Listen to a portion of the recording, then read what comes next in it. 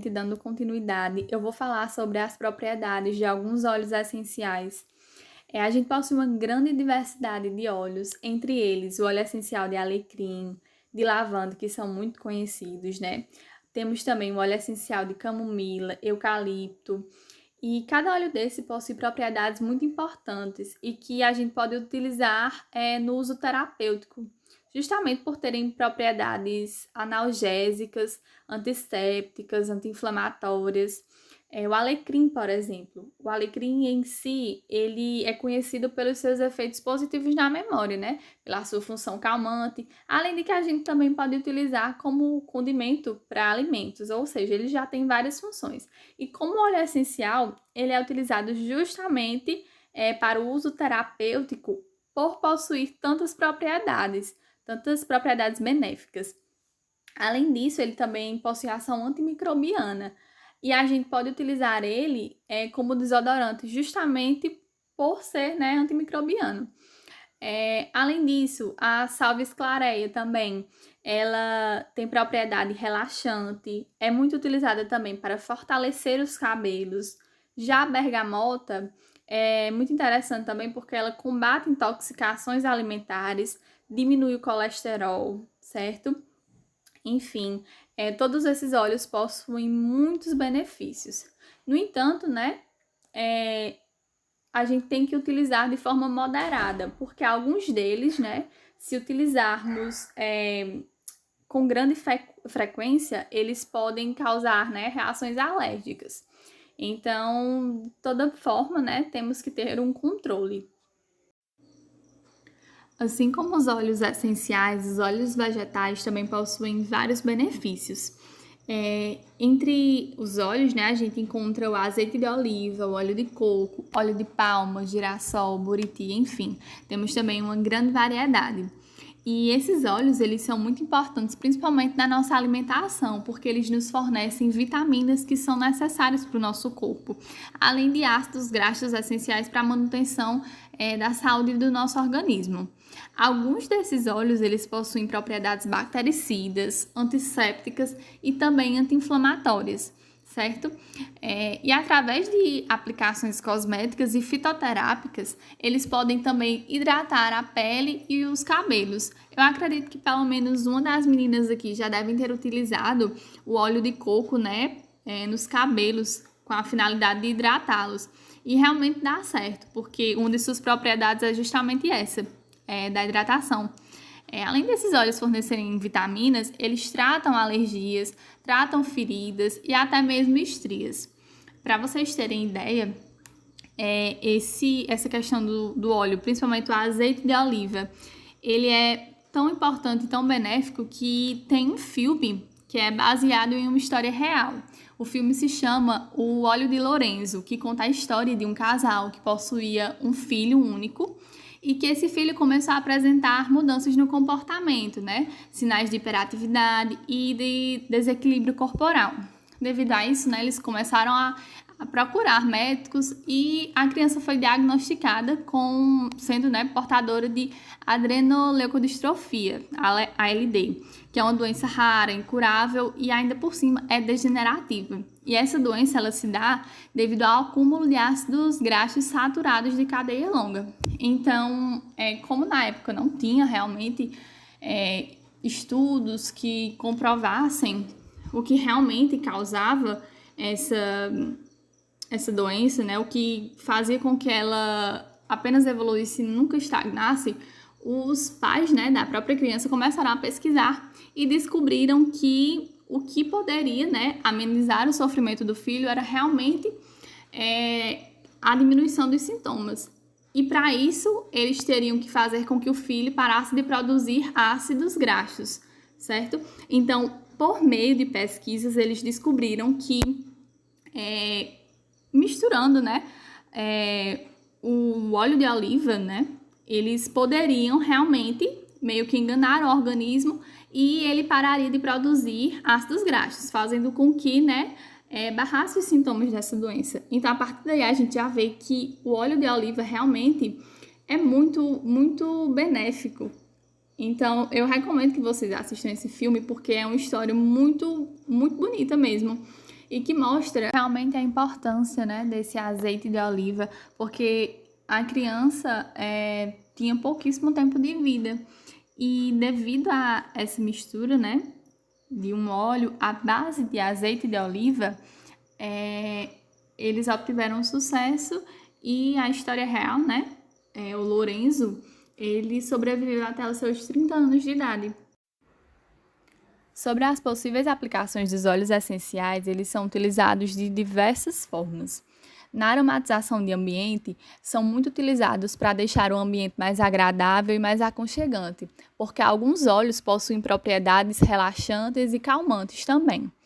Mas a gente tem que usar em pouca quantidade, cerca de 10 ml de óleo essencial puro em 1 litro de água, umedecer um pano, né, com a solução e assim passar no ambiente desejado, porque os óleos essenciais eles são muito concentrados e o aroma também ele é muito forte. Então, se a gente usar em grande quantidade, possa ser que causem náuseas e até mesmo mal-estar. Em compressa, quando uma região do corpo sofre um impacto, uma lesão, uma dor ou um inchaço, as pessoas utilizam as compressas para aliviar e acelerar a recuperação desse impacto. E também, por alguns óleos possuírem propriedades analgésicas e estimulantes de circulações periféricas, podendo utilizar realmente também no tratamento de contusões musculares. Da mesma forma, tem que ser utilizado em pequena quantidade. Cerca de 2 a 3 gotas do óleo essencial na compressa é o suficiente para aumentar o efeito e realmente contribuir no relaxamento muscular. Em massagens, né? Os óleos essenciais, eles são muito utilizados justamente também por suas propriedades analgésicas, relaxantes e estimulantes da circulação periférica. Ele, também por ser muito concentrado, né, deve ser diluído em algum óleo carregador, né? Um óleo vegetal, por exemplo, para evitar as possíveis irritações da pele e reações adversas. Utiliza-se também em pequena quantidade, cerca de 35 gotas para cada 100 ml de óleo vegetal é a proporção ideal para aplicação em massagens. Na inalação, alguns óleos essenciais eles podem melhorar o sistema respiratório. Por exemplo, em casos de resfriados, ele, além de proporcionar um possível relaxamento corporal, né, promove também um relaxamento psicológico. E também deve ser utilizado em pequena quantidade, cerca de 4 gotas em um recipiente com água quente, pode ajudar na respiração, né? E a pessoa sim irá fazendo a inalação da forma correta. Na limpeza, diversos tipos de óleos essenciais também são utilizados por possuírem ação antisséptica. Portanto, eles podem ser utilizados, né, porque conseguem matar diversos micro-organismos e algumas gotas puras podem ser aplicadas em um pano e passado na área. Nos cabelos, os óleos essenciais eles podem ser utilizados principalmente no tratamento capilar, como eu até mencionei anteriormente. O óleo essencial de Salvia esclareia, ele possui essa propriedade, né, de fortalecimento. Ela fortalece o cabelo. Então, geralmente algumas pessoas misturam algumas gotas, cerca de 10 gotas do óleo no shampoo e 100 ml de algum óleo vegetal, né? E assim aplica-se no couro cabeludo e deixa agir por um momento. Também serve para hidratação, certo? O óleo de alecrim, também óleo essencial, serve para queda. E, além disso, alguns óleos, como o de melaleuca, ele é utilizado no tratamento de caspas. No banho, os óleos essenciais, eles são muito eficientes para acalmar a mente e realmente melhorar o sistema respiratório, como eu mencionei também, né, que é utilizado para inalação. Utiliza-se também em pequenas quantidades, algumas gotas apenas, e o efeito realmente já é bem benéfico e bem visível. Na pele, assim como a massagem, né, alguns tipos de óleos essenciais, eles devem ser diluídos em óleo vegetal para evitar realmente a irritação e a alta concentração na pele.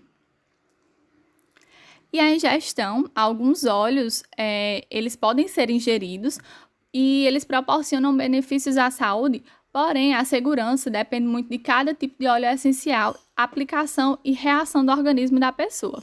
Então a gente nunca deve ingerir óleos essenciais sem ter certeza sobre a segurança e a quantidade indicada, porque eles são realmente extremamente concentrados. Eu já até falei anteriormente que eles são muito benéficos, mas temos que ter cuidado com a quantidade, porque pode realmente causar reações alérgicas. Agora, as possíveis utilizações dos óleos vegetais. Bom, são utilizados principalmente como óleo de cozinha, porque quando a gente compara um óleo vegetal com um óleo de origem animal, a gente vê que o vegetal é muito mais saudável, então a gente realmente deve dar preferência a ele. São utilizados também em combustíveis, em pinturas, porque a gente sabe que existem também algumas tintas à base de óleo. Tem também lubrificantes, cosméticos, fitoterápicos e a aromaterapia, né, que eu até citei agora há pouco, já que os óleos vegetais, eles também possuem papel de carreadores dos óleos essenciais, quando a gente mistura os dois, um óleo essencial e um vegetal. Agora, com relação aos cuidados ao adquirir o óleo vegetal e o seu descarte. Bom, com relação aos cuidados, a gente deve sempre se atentar com relação à natureza do óleo, né? A gente deve preferir aqueles que sejam 100% naturais e puros, certo? Devemos dar preferência àqueles também que são obtidos por meio da prensagem a frio, já que preserva a integridade dos componentes benéficos, que Edson até vai explicar um pouco na questão da extração, né, dos óleos. E a gente também deve prestar atenção aos rótulos, para ter certeza de que não existe nenhuma inclusão de outras substâncias que possam ser, né, prejudiciais à saúde e até mesmo ao meio ambiente. Já com relação ao descarte, o descarte indevido desses óleos, eles podem provocar sérios impactos ambientais. Por mais que eles sejam biodegradáveis, né, as condições de degradação, elas são extremamente importantes, porque refletem no tempo necessário para essa decomposição, né, ocorrer. Então, por exemplo, é muito errado a gente descartar em ralos e em pias, porque pode causar diversos riscos ambientais, além do entupimento, né, nas tubulações. O correto mesmo seria que a gente entregasse, né, aos postos de coleta mais próximos à nossa casa. Agora, dando início aos principais métodos de extração dos óleos essenciais, começando pela destilação a vapor, que é um dos métodos mais utilizados, né, para a extração de óleos essenciais a nível mundial. Através dele é possível obter óleos das mais diversas espécies vegetais, sejam das folhas, das raízes, ramos, até mesmo de algumas flores. O processo ele é simples, consiste em submeter o material vegetal à ação do vapor d'água, que extrai assim o óleo pelo arrasto a vapor. Não sei se vocês estão conseguindo ver bem aí, né? Mas tem as imagens exemplificando, né, como é que funciona. Mas para ficar ainda mais fácil, né, o entendimento, eu vou mostrar um vídeo para vocês, certo?